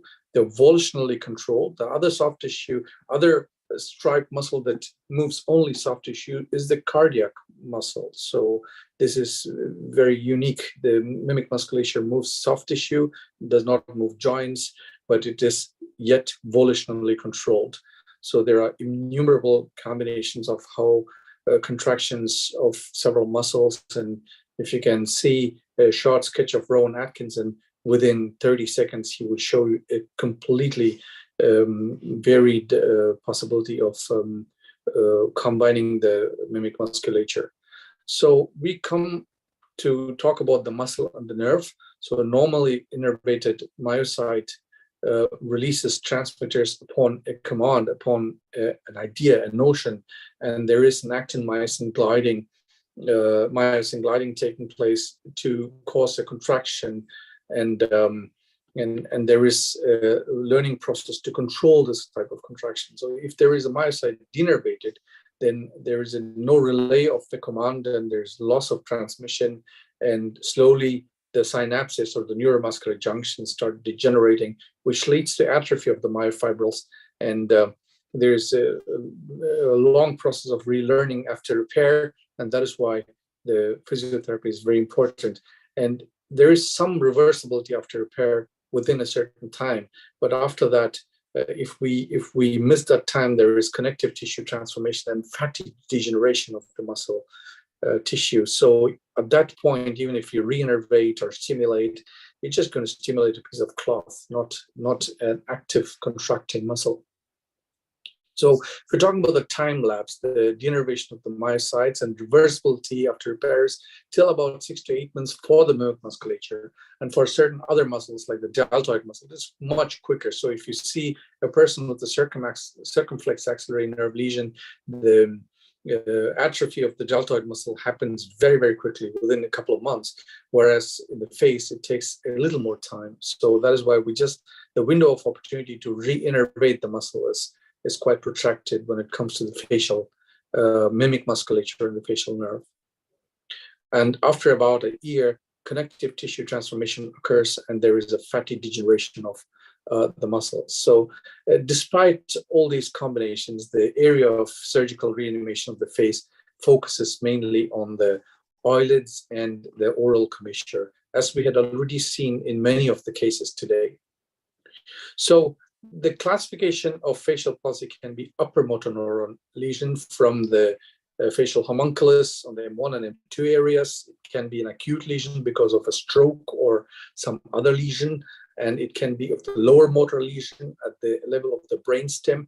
And it could, the question about these acute lesions are the necessity for reconstruction at that particular point. So if a person is having a stroke, and we are not even going to think about reanimating the face. So the general condition of the patient is important. And until the time the facial palsy becomes an issue, it's going to be quite late. Peripheral nerve lesion leads to hemifacial palsy, and there we can discuss about the different types of nerve reconstruction, either a direct suture in case of, for example, a traumatic injury, or sometimes dog bites or knife or stab injuries, or injury with glass shreds, and so on. And there are also possibilities of nerve transfer, which we have been discussing today. So irrespective of whether we perform a reconstruction or not, all these can become chronic lesions. So this is an example of a case where our max fac surgeons had a patient with a parotid tumor, and they had removed the tumor, and they had to sacrifice the facial nerve. However, they marked the ends of the facial nerve with 2-0 silk sutures, black silk sutures, and call me the next day and say, listen, we just had marked the nerve ends, so why don't you come and do the reconstruction? So this is a very straightforward case. So you just open up the wound and go in and find the marked nerve ends and put them together by means of sural nerve grafts, and this is a fantastic result. So the time when we do the reconstruction is quite short, and it has been done immediately, and it has been done in a sort of restitutio ad integrum fashion. So there we can actually await fantastic results like in this case. However, when the proximal end of the facial nerve could not be found or is not available, then we go ahead and do some kinds of nerve transfers and find axon donors. This can be hypoglossal nerve, it can be the descending branch of the hypoglossal nerve, or formerly it was called the ansa cervicalis cervical, or the neck loop, ansa cervicalis, and now it's called as ramus descendens, the descending branch. And of course, you have several other types of nerve transfers. They always obviously lead to synkinesis. So our preferred method here is to use the descending branch and the jump transfer. So this is a clinical picture showing the facial nerve and the hypoglossal nerve. I just put this picture in order to show you the size adaptation of the hypoglossal and the facial nerve. And again, we also talked about split hypoglossal transfer.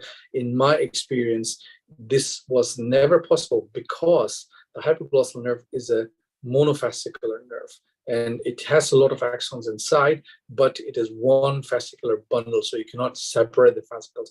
It is actually an anomaly when you see a multifascicular hypoglossal nerve where you can really split nicely some fascicles and then take them out and then transfer it to the facial nerve. So in this case, we use the entire facial nerve not only by, for example, Susan McKinnon suggests the use of just the lower quadrant of the face to be reinnervated with this kind of method.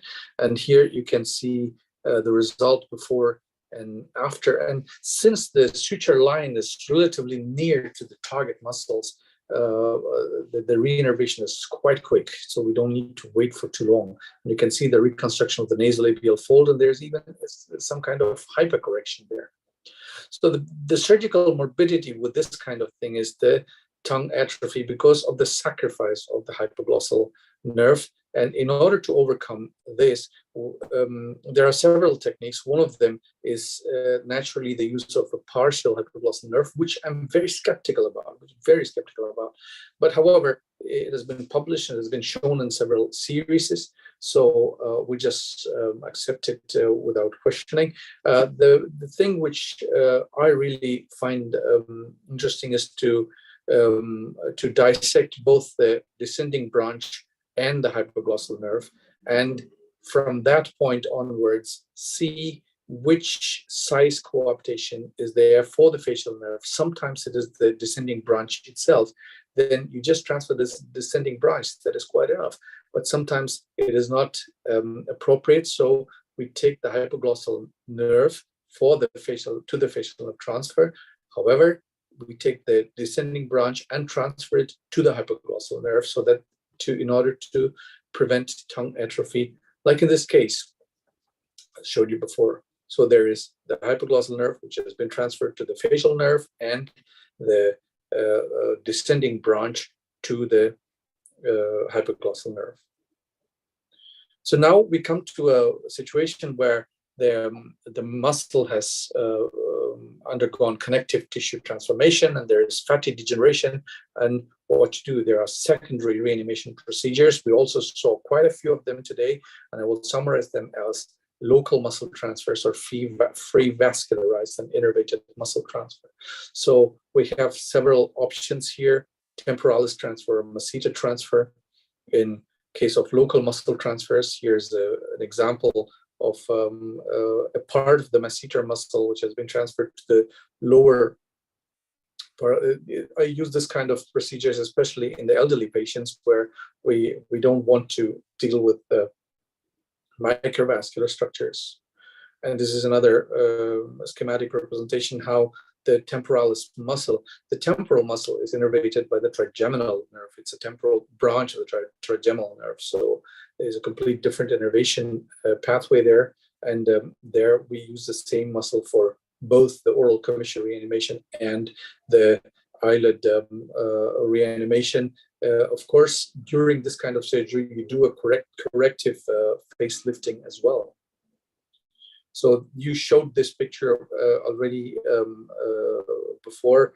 Quickly, I'm just going to take you through. Here you see the intraoperative picture of how the temporal muscle has been turned over to reanimate both the eyelid and the oral commissure. In an elderly patient, this is the preoperative state and postoperative state, the upper row. However, the results are quite short-lived in this kind of I just call it static transfer, because even though the muscle is innervated, it is not, in my experience, it doesn't really perform a movement of the oral commissure. So there are advantages and disadvantages of local muscle transfers. It is a simple procedure, it's quick and easy. It produces immediate results. However, it is not completely dynamic, as I told you, and the vector of movement is different, and it is not long lasting. It relapses after about a year. So sometimes we need to go in and do again a kind of facelifting and so on. So the free vascularized and innervated muscle transfer is a known option. It is not something new. And here I take you through again the steps of surgery. Figure A, where the gracilis has been marked, and a part of the gracilis has been harvested in figure B with the nerve and the vessels. And in figure C, this has been brought to the face, and the nerve has been reversed and brought to the face. And the nerve has been transferred across the philtrum to the contralateral nasolabial fold, as you see in figure H. And in figure D, you see the facial vessels have been exposed, and there is a microvascular anastomosis between the vessels to the gracilis and the donor vessels, and you do the nerve coaptation or nerve transfer between the end branches of the buccal branches of the contralateral facial nerve to the facial to the nerve innervating the gracilis muscle, the split gracilis muscle. And the other option is to use the mesenteric nerve as an axon donor, as in this case. And here is a better illustration of it. This is the option which I would certainly prefer, because again, the suture line between the nerve to the gracilis and I say gracilis all the time, but you can use serratus anterior sometimes, or you can use latissimus, or you can use whatever muscle you want. Some people use muscles from the forearm. The plastic surgeons know it very well. And so the suture line between the motor nerve to the transplanted muscle and the axon donor is quite near to the muscle, so the results can be expected very quickly. One modification which I prefer in this kind of surgery is to suture both veins of the vena comitatus, both veins of the muscle flap.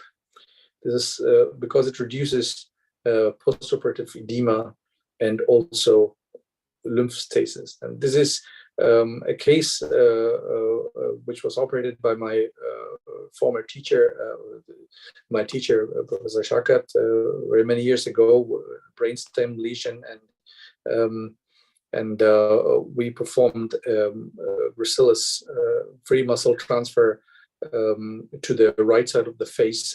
Again, as I told you, I use the endoscopic technique in order to minimize, to create the buccal pocket where the muscle would be lodged in, and I usually reduce the bulk of the muscle before I transplant it, because once you transplant the muscle and to debulk it later, there is a high risk that you might denervate the muscle after debulking, and you might compromise a good result.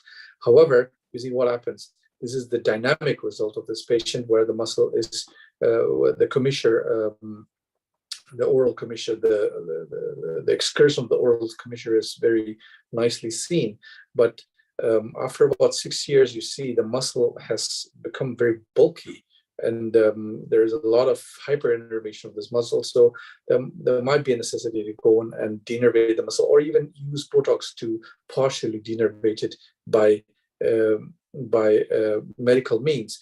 The downside of using the Botox is Botox as an antigen. So your body is going to develop antibodies against Botox, and after a couple of times of injection, it's not going to work anymore. So this is something which you have to keep in mind. So in this surgical algorithm, I would like to show that in a chronic lesion with a patient who is compliant, the questions we need to ask is, what is the goal? What is the age? What are the concomitant diseases? What is the vascular status? If these are not provided, then you go in for static procedures or simpler procedures like facelifting or suspension, tarsorrhaphy, canthopexy, lid loading, and so on. You'll also resort to some kind of semi-dynamic procedures such as temporal transfer or suspension, mesenteric muscle transfer, or a combination of all these things. However, if the patient is compliant and young, and I would rather go in for a dynamic microsurgical procedure in a one-stage manner, using the free vascularized and innervated muscle flap with the axon donor as a contralateral facial nerve from the nasolabial fold. This is one option. The other option is a mesenteric nerve, which of course leads to a lot of synkinesis, which we have been discussing today in other presentations, and or the upper branch of the ipsilateral facial nerve or the hypoglossal nerve and other motor nerves. Thank you very much.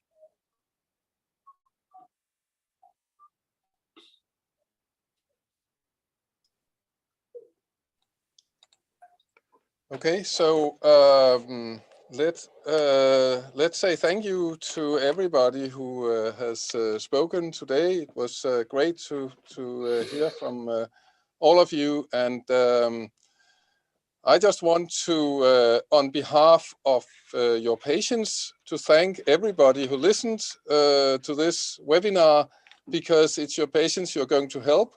And of course, you should be able to do a direct suture and a nerve graft in the CP angle, but you should not be able to do everything that we have shown you today.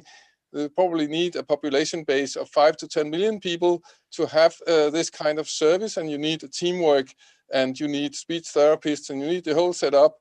So what you need to know is when to seek advice, when to seek help, and where to get it. So that is your task. And if you want to join the complex facial nerve team, then it's a great place to work. And we have a lot of enjoyment here in Copenhagen from working together and operating together. And so in the end, I think this is for our patients. Thank you for listening to this webinar. And I don't know if you want to say anything at the end, Thomas. Well, nothing to add. I think we saw a lot of aspects have not only been touched but also explained. I hope the audience enjoyed it, and thank you to everybody. Thank you. Bye bye. Have a nice evening.